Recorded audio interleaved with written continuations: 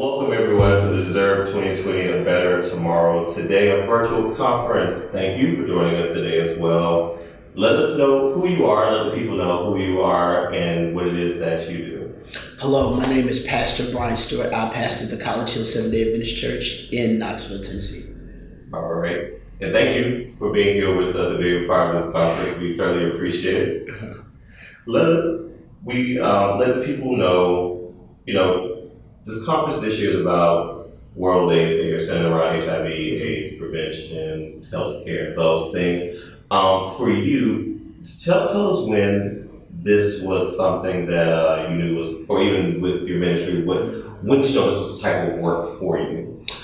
I knew this was the type of work for me when someone asked me, what would you do if a member in your congregation had HIV?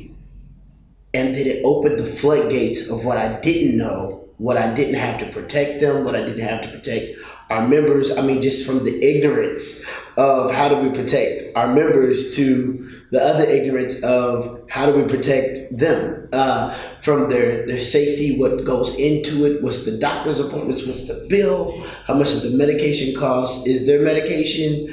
Because, there's always that adage that, Magic Johnson got cured, but, all the rest of us, we just pass away. And so the whole concept of it is that I had to really start to look within and realize I'm in a position to help people and I don't know how to help them. And I'm going to ask a question as I just said on the paper. I'm just curious. What was that process like for you educating yourself more about HIV and how to maybe interact with it? Well, the process was a naked feeling because you almost don't know where to start. You don't know if you start with the CDC or if you start with your local Department of Health. Do you talk to a counselor? Do you talk to your medical doctor? It was a very lost in the wilderness experience because I didn't know where to start at all. And so the process itself was eye-opening and easy. There's a lot of information out here that is extremely easy to get. And not just easy to get, but it's transparent. It's extremely easy to read. It's extremely easy to understand. And I believe once I got over the fear factor of what I didn't know and where would I go to get it, it literally just falls in your lap like it's so easy.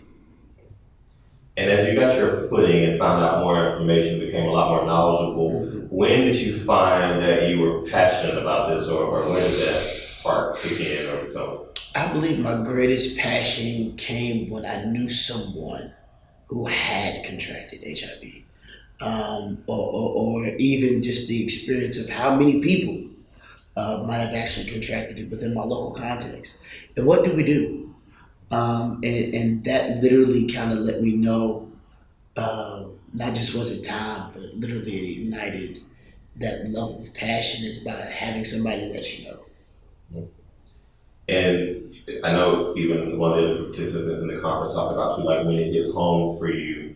So taking that into consideration, even your congregation and knowing someone personally, like as a friend and things, why do you believe that the conversation surrounding HIV prevention and care is still relevant? Because it never was relevant. In the sense that there are several people who are ignorant to how it's contracted, as well as there's a lot of taboo culture around about what we don't talk about. Human sexuality, specifically in the church and in Black community, is either flaunted or avoided. There's no in between. And so when you realize that it's flaunted is, your uncle's telling you not to have sex, to your niece or to your cousin who's a female because they want to intimidate her to not get pregnant or to make her feel uncomfortable about bringing a young man around. Whereas the opposite end of the spectrum happens as a young man, they almost, baby, you gotta get as much as you can where you can get, you feel me? And that entire attitude and behavior has such two paradoxical positions. And so the reason why it's very common is because out of all of those, the disease is only preached to women, the baby's only preached to women, the ruined career is only preached to women, and then for gentlemen, it's only don't have child support. And that imbalance in our experience makes the fact and the contraction and the prevention and the post work, the pep care. It all makes it relevant because it literally has never been a relevant conversation other than a scare tactic from church or by family members that are afraid of you ruining your life and whatever that looks like. And I guess, it would be safe to say, even from what you've said, it's basically that how it's talked about and where it's talked, maybe even when it starts, should become more of a topic of address versus kind of just either hiding or shying away from it or shaming it to Absolutely. We talked about this some earlier. You said that when you had a friend who disclosed to you that he has HIV, what made you so understanding when you had this conversation? Talk about hearing those words from someone that close to you and what was going through your mind and your heart after. So the thing was not even so much what made me open. When you are in relationship with someone, there's no open. And maybe it's because I'm not as old school as maybe some people think I dress. But the truth is that there is an immediate concern for person.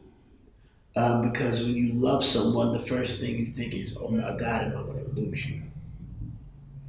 Because of the ignorance, all the other things and stigmas and enigmas and all those other that everybody perpetuates, is you're immediately afraid, like, oh my God, am I about to lose someone that I feel like I need to keep living, and that I can say genuinely, I don't want to live another day without this person's life and existence.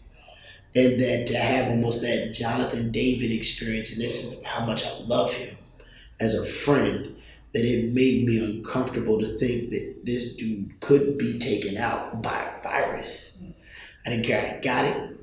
I didn't care when he got it. I didn't care who gave it. My primary concern was, am I going to lose him? And when you start thinking that way, there is no open statement. There's, hey, you're not going to die, right? Okay, what do we do to keep you alive? What do we do?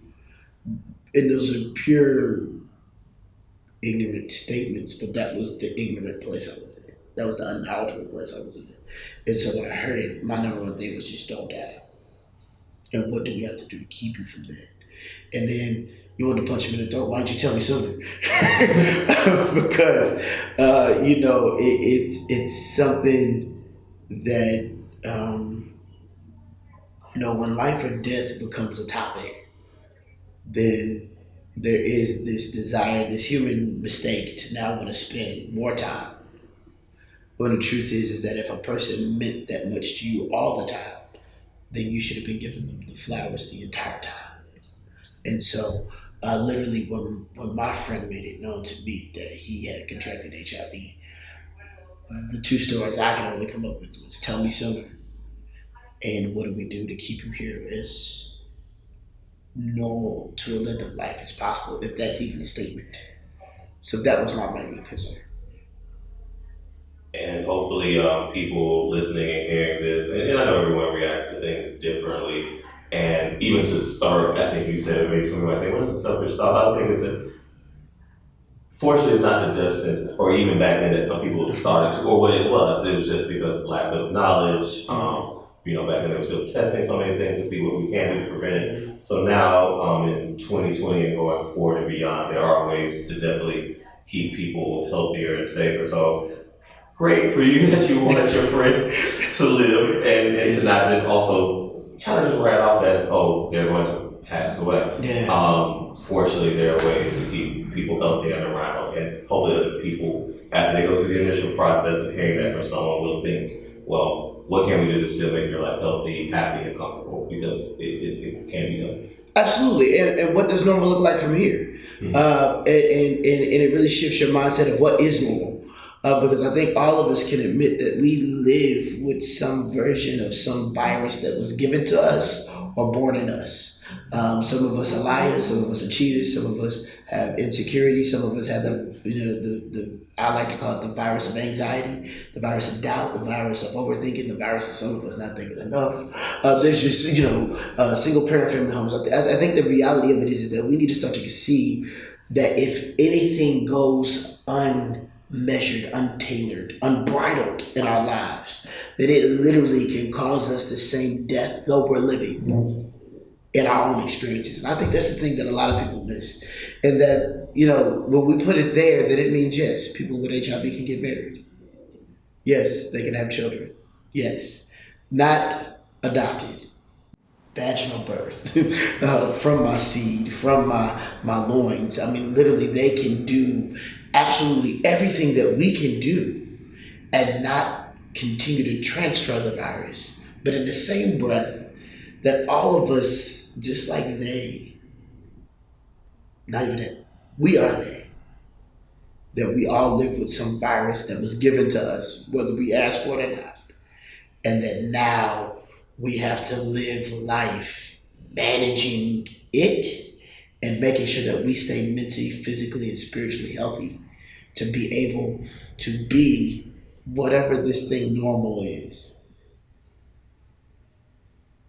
And the last thing will end when you hear the phrase, I dream, speak, and receive victory, what first comes to mind? Determination.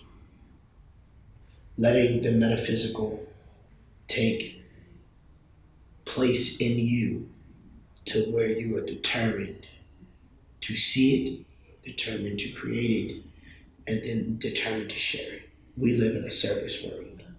And sometimes you must service yourself so that you can service others. And sometimes it's just being true to what you've already experienced in your sleep, or your daydream, or your vision casting, or your vision board, or your photo scrapbook, or whatever it may be, and making sure that that dream, that vision, those elements are put together, and then being determined to see them come to pass. And know that every now and then, I call it God, some people call it the universe, some people call it a higher power, assist you in allowing you to determine and become exactly what you had and what it placed in your dreams.